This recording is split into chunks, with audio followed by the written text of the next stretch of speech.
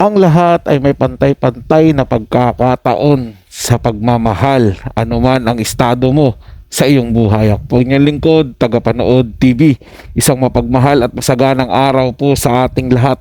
Welcome back po dito sa ating YouTube channel at Facebook page. Sa mga bagong napadaan lang po dito sa ating channel, huwag niyo po sana kalimutan na mag-subscribe. Hit niyo na rin po ang notification bell para lagi po kayong updated sa mga bago pang video na ating ilalabas. At ang bibigyan po natin ng reaction, komento, opinion ay ang balitang tunay na dahilan ni Atong Ang kung bakit pinili si Sunshine Cruz na ligawan. At yan po ay galing sa channel ni Showbiz Trend Update. Nasa description po yung link na kanyang channel. Bisitahin po at pakisuportahan na rin. Kaya naman huwag na natin patagalin to. Simulan na po natin ang ating reaction video sa araw na to, mga tagapanood. Welcome back sa aking channel. Businessman Atong Ang, ito pala ang dahilan kung bakit niligawan niya si Sunshine Cruz sa kabila ng pagkakaroon nito ng mga anak.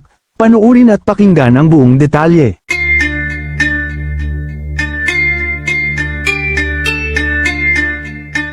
Lingid na sa ating kaalaman kung yaman at negosyo lang ang pag-uusapan ay hindi mapagkakailan na lahat ng ito ay mayroon si Atong Ang kilalang businessman sa Pilipinas. Kaya naman nang kumalat ang video sa social media kung saan nilapitan at hinalikan ni Sunshine Cruz ang negosyante ay marami ang nagsabi na may relasyon na ang dalawa dahil hindi naman hahalikan ng aktres ang negosyante kung friends lang sila, tapos sa publiko pa. Gayunman, matapos na ang maraming katanungan ng mga netizens patungkol sa estado ng negosyante at ni Sunshine Cruz, ay hindi na nga napigilan na aminin ni Atong ang totoong namamagitan sa kanila ni Sunshine. Dahil mismong si Atong Ang na ang umamin na totoong girlfriend na niya ngayon si Sunshine, base na rin sa report na ibinalita ng Bilyonaryo News Channel nitong December 17. Ayon sa news anchor ng Agenda, sa BNC na si Pinky Webb, kumpirmadong ini-relationship na raw ngayon sina Sunshine at Atong Ang at mukhang wala naman silang itinatago sa publiko. Samantala, sa mga naglabasa naman ng mga ulat, ay may dahilan daw si Atong Ang kung bakit pinili niyang ligawan ng aktres na si Sunshine Cruz sa kabila ng pagkakaroon nito ng anak.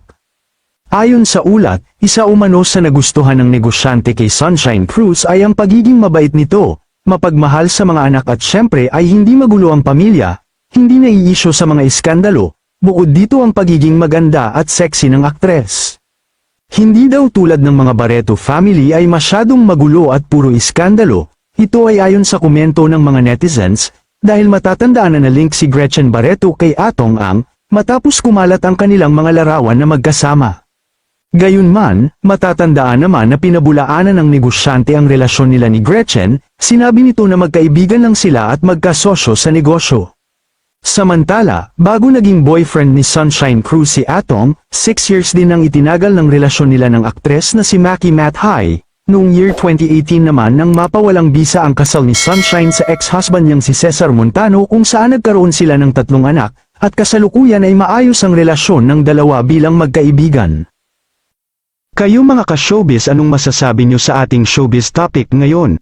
Sa bagay, tama naman po yung sinabi ni Atong Ang, mga tagapanood, no? Never naman po na-link sa anumang gulo o anumang mga family issue itong si Sunshine Cruz. Napakaganda po nung sabihin na natin background niya, family background niya, kasi okay naman sila kahit naghiwalay po sila ng dating asawa ni Sunshine Cruz na si Cesar Montano. Nanatili naman po silang magkaibigan at hindi naman po nawala yung suporta ni Cesar Montano sa mga anak niya. Wala pong silang naging issue, wala pong naging away, maging sa buong pamilya ng Cruz na nila Sunshine Cruz, wala pong issue, mga tagapanood. Hindi katulad no nila Gretchen Barreto, nung Barreto sister, ang gulo po, lagi po silang nag-aaway. Maganda nga naman yun na makakuha si Atong Ang ng kapartner sa buhay na maganda na, sexy pa at mabait pa.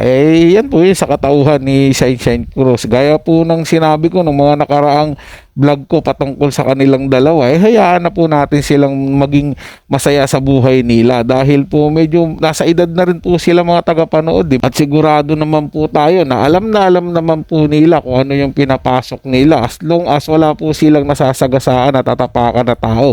Safe, parehas naman po silang single na dalawa at tunay naman po yung pagmamahala nila. Hindi naman po siguro pera yung hinabol ni Sunshine Cruz kay Atong Ang at hindi naman po yung kaseksihan lang ni Sunshine sunshine cruise ang habol din ni Atong Ang. Baka tunay na pag-ibig po yan na talagang nakatadhana sila na magsama habang buhay na. So yun lang po mga tagapanood. Nagustuhan nyo po yung ating talakayan sa araw na to. At kung kayo bago lang po na napadaan dito sa ating channel, huwag nyo po sanang kalimutan na mag-subscribe. Hit nyo na rin po notification bell para lagi po kayong updated sa mga bago pang video na ating ilalabas. Share, like, and comment din po kayo mga tagapanood. Atin yung babasahin at pupusuan. So hanggang sa muli po, ito yung Tagapanood TV. Komento at opinion lamang. Wala pong personalan. Paalam po at mabuhay po kayong lahat.